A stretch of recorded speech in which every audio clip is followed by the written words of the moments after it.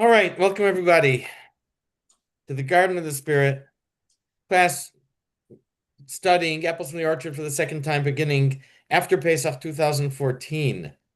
Can you believe it? This class meets in Long Meadow, Massachusetts, center of the universe, and is held in memory of Malka Ruth Bas Moshe Margaret Vogel of blessed memory. Apples from the Orchard contains selections of teachings of Kabbalah from the Arizal, Rabbi Yisrael Luria, based on the weekly Torah portion, superbly translated and explained by Rabbi Moshe Wisniewski. We are at page 981, third chapter of Teitzei, and I would like to apologize. I think every time I've had notes that I prepared, and it just didn't happen today. So sometime, hopefully, I'll make it up. All right. Okay, and I've done this enough so I can. I'll explain hopefully I'll explain as we go along. Page 981. Alan, please begin. Transforming light. When a man takes a wife, although this phrase begins the law of divorce, the laws of betrothal and marriage are derived from the same passage. In Jewish law, betrothal, kedushin, is not simply engagement, but rather a legally binding relationship that establishes a quasi-marital bond between the betrothed couple. The marital bond is not fully actualized until marriage, nisuin, which occurs when the couple first engages in marital relations. Okay, T.O. I'd like to do this in English. In Hebrew, and in Jewish law, there are two stages to marriage. The first is called kiddushin, and the second is called nisuin. In kiddushin, the wife agrees, or the woman agrees not to marry anyone else, and she is exclusive for her husband. At that point, she is considered a married woman, although the marriage is not final. But she is considered a married woman. If he wants out, they need a get. But the point here is, I think, exclusivity. That she is married to this man, exclusively to this man, to the exclusion of every other man, of every other person. That's the first stage. The second stage, and practically speaking, nowadays, it happens when the man gives the woman article of value, which the custom is to use a ring, and he says, Hareyat Mikudeshes Li. Mikudeshes, you are hereby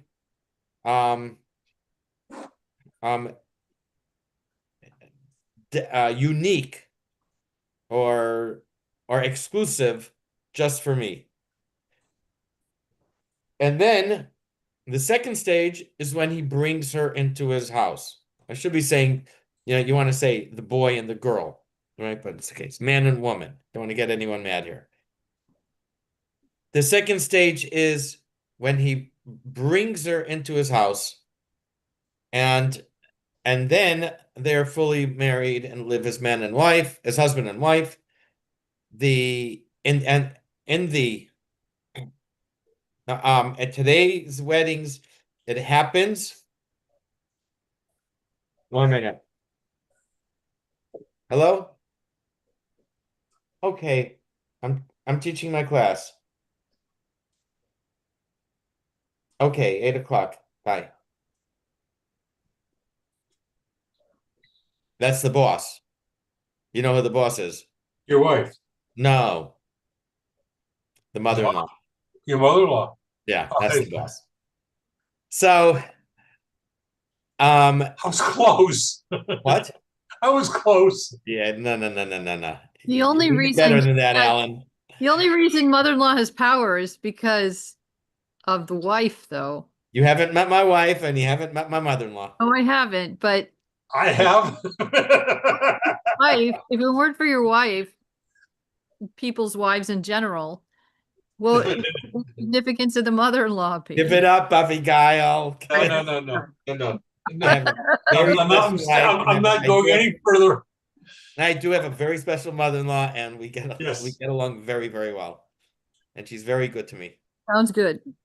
Now he comes back. He missed that conversation. He could have said something. Now he comes back. Oh, Rudy? Yeah, No, he missed that one. I heard it. Thank God, I'm very lucky. So I heard that this is all being recorded, so it is being recorded. The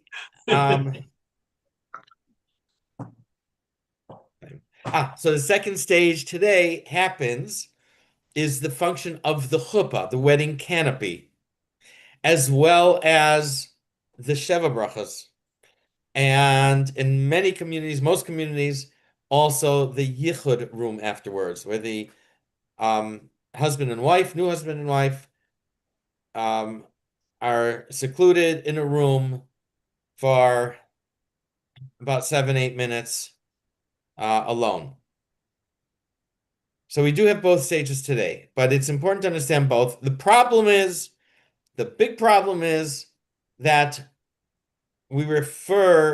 that it's commonly translated as engagement. The first stage is called engagement, but that's not correct. It's simply not correct. It's not an engagement. It is the first stage of marriage. So that's important to remember. And in the olden days, they would, today we have it all under the chuppah. It's within 20, 30 minutes, depending how much the rabbi schleps it out. But in the olden days, they actually waited a year between the kiddushin and the nisuin, between the first stage and the second stage. Wow. Now, when I say yes, a month later, it's done. Yeah. Well, people live longer? No. Yeah, people get married a little later, live longer, healthier, more childbearing years. Okay, so that's what he says in this. That's in English of this passage. That betrothal is not simple engagement. So if they call it betrothal, keep in mind that it doesn't mean to be engaged. We're talking about legally they're married, although they don't live together yet. Okay. Alan, continue. And Rudy, welcome. I'm glad you're able to join. Know that when a man betroths a woman, a certain spirit from the spirit of the husband is drawn down upon her. This spirit is an encompassing light. There are two types of light. What? So what this means is we're talking now about the first stage. I told you the first stage is that the woman is exclusively attached to the man or married to the man, and everybody else gets excluded. She can't go now and get married to someone else. Someone else tries to copy this. It doesn't take. So he'll give her a ring and say, "Hey, now you're married to me." It doesn't even take. She's married to the first guy. That's it. So, it says a spirit from the husband. This is an armakif, an encompassing light. In Chassidus, we have two concepts. We have encompassing and we have an internal. The encompassing or enveloping means that it doesn't get internalized. It's in a way it's aloof. It's there. It's present, but it's not internal. Okay, now read the fine print. There are two types of lights or spiritual energies. Encompassing light does not enter into the operative consciousness of the entity it encompasses. Rather, it serves as a source of inspiration or protection. In contrast, inner light informs the consciousness of the entity it enters and remakes its possessor's worldview, changing the way the possessor lives his or her life. Okay, so the encompassing light doesn't meld. Is that the right word? It doesn't blend, it doesn't meld with the recipient. One example they always give for that is a tablecloth. You spill on the tablecloth and the material soaks up the liquid. But if you have a plastic tablecloth, the water's there, nothing seeps into the plastic. It can sit on the plastic for 2 days. You pick up the plastic, the water slides off, and it's perfectly dry. It absorbs nothing. So that is the idea of an encompassing light. It does not get absorbed, it doesn't blend in. On the other hand, at the second stage of marriage, and there the marriage is consummated, at that point, we're talking about internal light from the husband to the wife. Go ahead. Once the encompassing light has been drawn down upon her from his spirit, he can then engage in full marital relations with her. This imparts to her an additional level of spirit from him, an inner light. Full marital relations involve the union of the souls of the couple, not just their bodies. By the same token, full union is not possible without bodily union either. But the ideal is that these two types of union enhance each other. Therefore, no matter how close the couple become by being betrothed, their full spiritual union is not possible until their marriage is consummated. All right. And therefore, that's why it goes in that order. First, we have an encompassing light, and then comes the internal light. It makes sense. Go ahead. Betrothal must therefore precede marriage, for the inner spirit cannot enter her until the encompassing spirit of the same inner spirit enters her first. Note the use of the verb to enter for the encompassing spirit as well as for the inner spirit. This is because the encompassing spirit does not surround the entity to which it has been given physically, but metaphorically. It is present within the entity, as is the inner spirit. But since it does not inform its consciousness, it is always at a distance. Okay, that was the book of Sha'ar HaMitzvahs, the portal of mitzvahs. And this one on page 982 is going to be the Ta'amei HaMitzvahs, the reasons of the mitzvahs. And I just looked up the word betroth. Wait. There's different pronunciations. Betroth. Did you hear it? No, what? Betroth. Betroth. Betroth and betroth.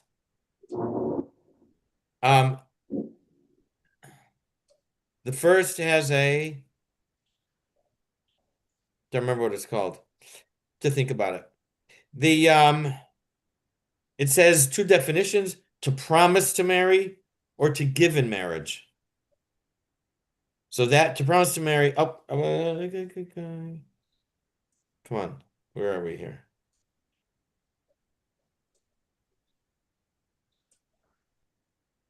Where's the thesaurus? Thesaurus, Who said? he said. Mother-in-law said. Roger said. Rajit? Roger. Here we are. Thesaurus.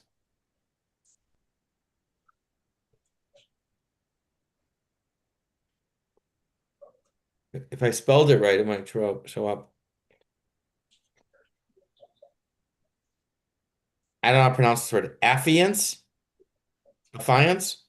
Commit, engage, pledge, promise, propose, espouse, marry, and wed.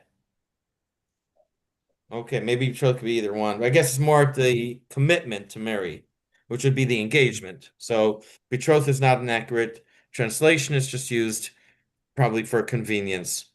Okay. Oh boy. Next page is not as easy, folks. So we've learned about the levels of Leah and Rachel many times. Leah is, generally speaking, Leah is the idea of, they're both expression, because Leah and Rachel are both female. And so they both contain the idea of expression.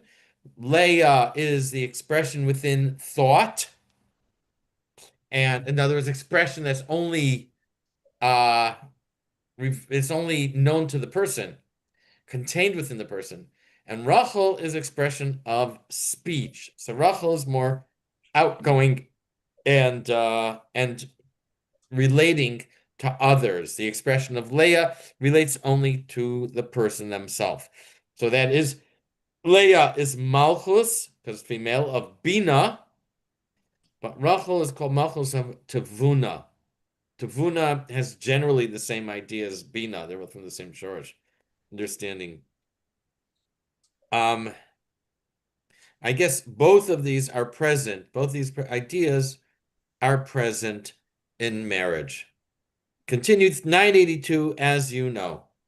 As you know, the parts of Leah is formed from Malchus of Bina, that is of Ima, and that of Rachel, from Malchus of Tevuna. Since they all shine from the same place, they all join together during marital relations. Leah, the parts of the thought, develops from the intellect proper. Rachel, the parts of speech, develops from the applied intellect, Tevuna. Okay, so now we're going to connect it to the letter Daled. This stuff gets very interesting. I don't know that we've had it before, maybe once. We're going to connect this with the letter Daled for several reasons. First of all, keep in mind, Daled is the number 4, and there are 4 matriarchs. The Daled is the shape of the knot of tefillin. So if Leah is Malchus of Bina, Bina is in the mind. We're talking about the head tefillin. And the Daled is the knot that goes in the back of the head at the nape of the neck, or above the nape of the. I never figured out what the nape was. So I'm probably just above the nape of the neck. Yeah. So that's the Daled of the head tefillin, the knot. If Leah is a Daled and Rachel is a Daled, okay? Daled and Daled. Alan, you got to look. And then you invert it, you put them together, and what do you get? No. What do you get? Which letter? A final mem, or a closed mem. You're puzzled, Alan? No, So you look perplexed. Okay. always. So So I'm looking at Rudy. what? I look at Rudy, I get perplexed. So it's a closed mem. Rudy's keeping an eye on the Caribbean, expecting a call from the Pentagon. So, what is a closed mem? I think we had this a few weeks ago, and I explained it. The closed mem. There's a Gemara. I think Shabbos, either Kuf Amud Aleph or Kuf Aleph Amud Aleph. It says that these kids came into the yeshiva and they said stuff that had not been heard since the days of Yoshua ben Nun. What great esoteric thing. They did not walk in and say E equals MC squared and blow everyone away. What did they say? They said something similar to a nursery rhyme. I always think of it as something that some kind of chant that the kids do jump rope to. Similar to that, along the lines. And they said that the letters Aleph and Beis stand for Aluf Bina, which means go acquire wisdom. The letters Gimel and Dalet stand for Gimel Dalim, to um, to be generous to the impoverished. And they went through the Aleph Beis like this, with a special message for Hey and Vav, our letters of Hashem's name. They went through the whole Aleph Beis with the significance of every letter. And then they went through more letters and combinations of letters. And well, on the face of it, it could be just the kids, what some clever idea that they thought up at recess time. Apparently, the Talmud says that such things had not been heard since the days of Yoshua ben Nun. So there's obviously great mysteries and allusions found in this poem, or in this special children's I'm gonna call it chant or rhyme.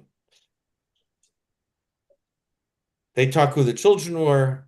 I think they said one was possibly Rabbi Akiva. They say, how could it be Rabbi Akiva if he didn't learn till he was 40?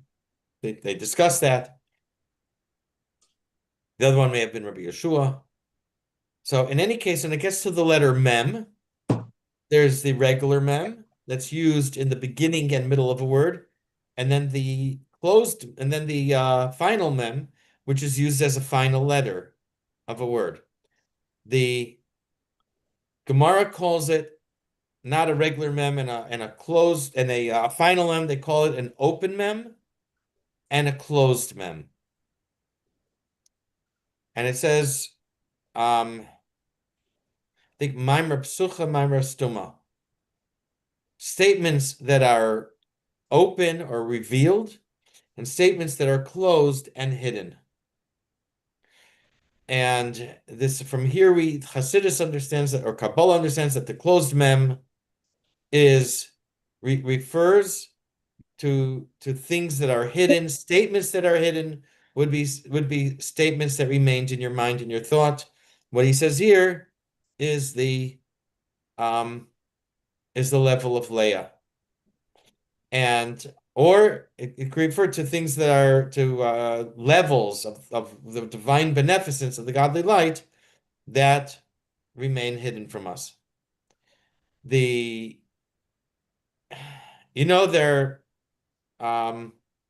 Torah is full of nuances, some more subtle, some less subtle. One of the most unusual is a final mem in the middle of a word. It is the only one like it. I don't think we have that for the final chaf, final pei, final tzaddik. The only one is the mem, and it's once. And that is the 9th chapter of Yeshaya, where it says, L'marbe ha'misra u'lasholom in kates.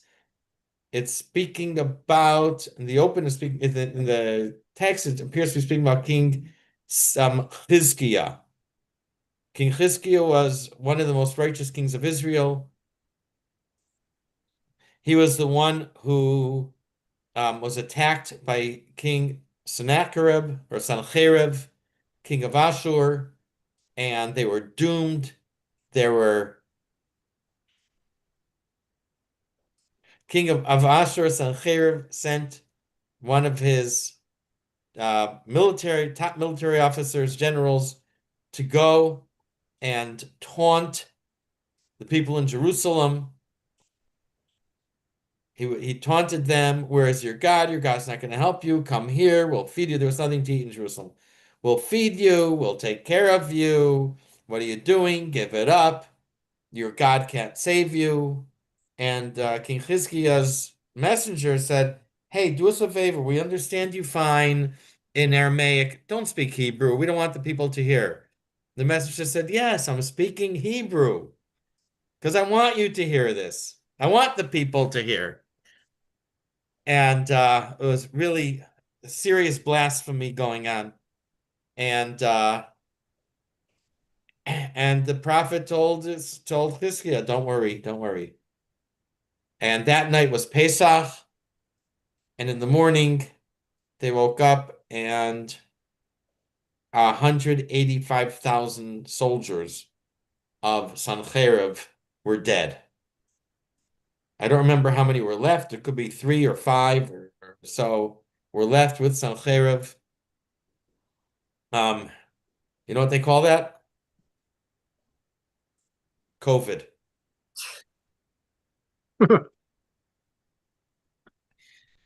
They and he went back and he wanted to pray to his God, and he had an idea. He's going to sacrifice his 2 sons to his idol, and they got wind of it, so they sacrificed him first. So this is King Chizkiah, one of our most righteous kings of all.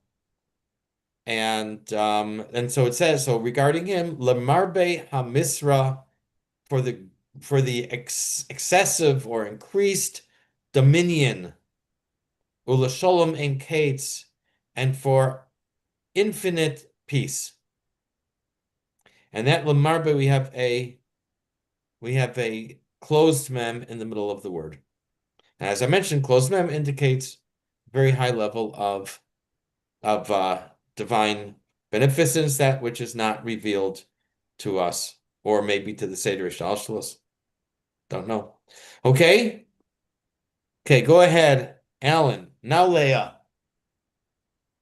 Now, Leah is manifest in the Dalet of the knot of the head tefillin, and Rachel is also manifest as a Dalet. When they join together, they form the closed mem of the word to increased, lamarbeh, the rain. The final mem can be envisioned as 2 Dalets, one written normally and the other upside down and backwards, forming the angular mirror image of the first one. The final mem occurs in the middle of a word only once in the Bible, in the verse to increase the reign and for peace without end over the throne of David and his kingdom. The word for to increase, lemarbeh, is spelled lamed, final, mem resh, hey, base hey. Okay, so we said it's the Dalid of the tefillin. Again, 2 Dalids form the closed mem. The Dalid has a vertical line on top, or I'm sorry, horizontal line on top, vertical line on the side, with a piece sticking out the back. The piece of the vertical line sticks out the back. The word Dalid has several meanings. One meaning dalut, which means impoverishment. The other meaning is delet, which is a door. The Dalet is shaped like a door. A Dalet shaped like a door, and the piece sticking out the back is a hinge on which the door pivots. And that's next. Okay, we have 2 Dalets, so it's 2 doors. Go ahead. The final mem is formed of 2 hinges and 2 doors. The 2 hinges are the 2 yuds, that is, the thorns in the backs of the dalets, this being what distinguishes the letter dalet from the letter resh. The word dalet actually means door. Thus, each dalet that makes up the closed mem can be envisioned as a door swinging on a hinge. That is the point where the 2 lines of the dalet meet, since the upper stroke of the dalet extends beyond the vertical stroke. The excess may be seen as a yud, acting as the hinge around with the 2 strokes of the dalet string. Okay, so now we have a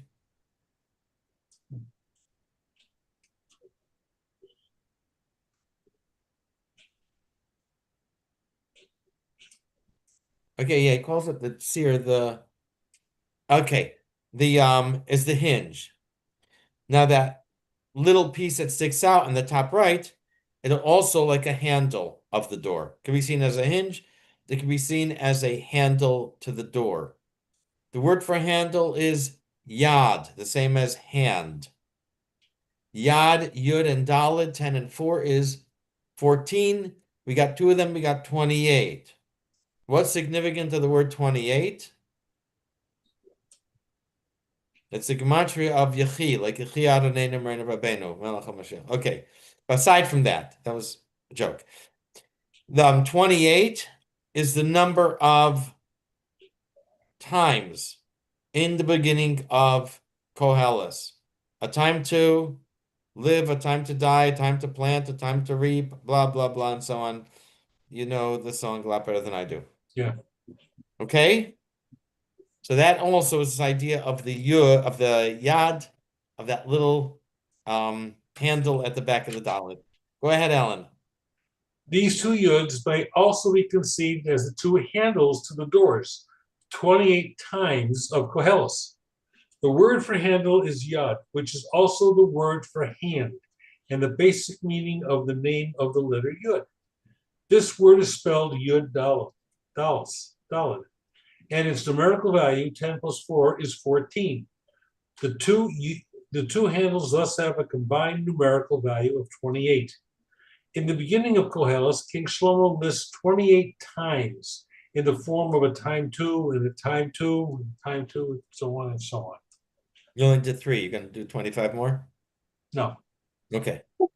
So the so now we're gonna say, look, you got a door, and the door is stationary. By the you know when a door is not a door. When? When it's ajar. what is it? Sorry, yeah. So you have a door which by itself is stationary, and then you have this hinge that it can move and pivot. We're going to give another, they call it an analog for the a nimshal for this metaphor, and that is the body and soul. The body is just a lump. It's a lump of clay. It is it's like the door that's stationary, and then the soul is what makes, just like the hinge makes the door move, the soul makes the body move. Alan, you mark those tests. I know on the standardized testing they have a thing. Hinge is to door as blank is to body. You know what I'm talking about? Analogies. Analogies? Analogy. There's a certain name for that type of thing. It's an analogy, maybe something else, and they give them on the standardized tests. So that's where we are. It's called Miller's analogies. Who? It's called a Miller analogy. Miller analogy. Miller, Miller. Okay. Dr. Phil? Somebody else. Okay. Here's a Talmud Chacham. Yes. All right. So anyways, that's what the next thing says. Avigail 983. The door swings on its hinge, whose influence extends in either direction only by virtue of the power of the yud.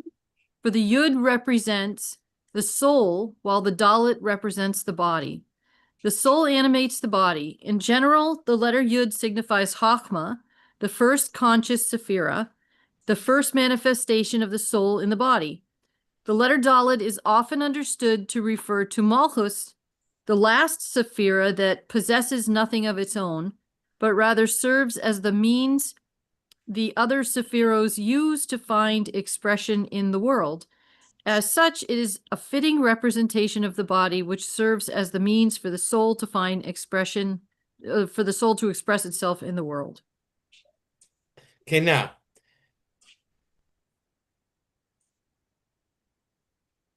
we have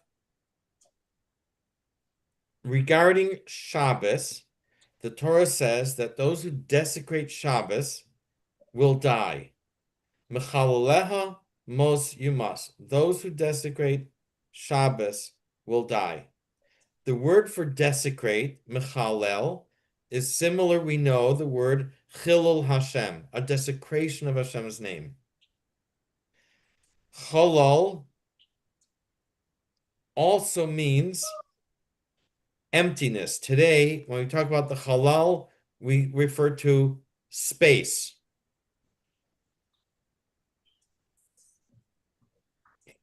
The space or empty. So you can also read it that the emptiness will die. That could also perhaps refer, I think what he's saying is that it refers to a body without a soul. For something it says, it says that that these are the two yuds. We spoke that the hinges are like the letter yud. These two yuds are the hinge, are the soul. Without the soul, we have a body with that is with no vitality, a dead body. And then he says that halal is the same gematria as Chaim, Chaim 68, life, and so to halal. What all the connections are, I don't have yet. Let's see if we can find inside. Abigail, continue. Of these two yuds it is written, those who desecrate it shall surely die. The word for those who desecrate it can be understood to mean its emptiness. The numerical value of the word for emptiness, halal, is the same as that of the word for life, Chaim. The verse, those who desecrate it shall surely die, refers to those who desecrate the Shabbat. The root of the verb to desecrate, lehalil, is the word for emptiness or vacuum, halal. Halal, het lamed lamed, 8 plus 30 plus 30, 68. Chaim, het yud yud mem, 8 plus 10 plus 10 plus 40 equals 68. The phrase, those who desecrate it shall surely die, can thus be read, its emptiness is surely death. The emptiness is the hollow of the doorway, the space through which the door swings. The door is the body, and the body by itself, without the soul, is a lifeless corpse. Okay. And so finally it says that you should keep Shabbos. We have a mitzvah of Shabbos l'haisif mechol al kodesh, not just to keep from the beginning of Shabbos to the end of Shabbos, but to add to the Shabbos a little before and to add a little end, called Tosfos Shabbos, the addition of Shabbos. And it says this adding to Shabbos are like two arms that embrace the Shabbos or that spread out to the weekdays. And that's where the yuds are. Keeping the Shabbos, that's where the yuds get included. Go ahead, this is the mystical significance of the phrase in the preceding verse, you shall keep my Shabboses. The arms of the the arms of the Sabbath figuratively spread out to add from the mundane weekdays to the holy. The yud indicates the Sabbath itself. All this will be more fully explained, please God, when we explain the significance of the two Sabbaths implied in the plural, my Sabbaths. Theo.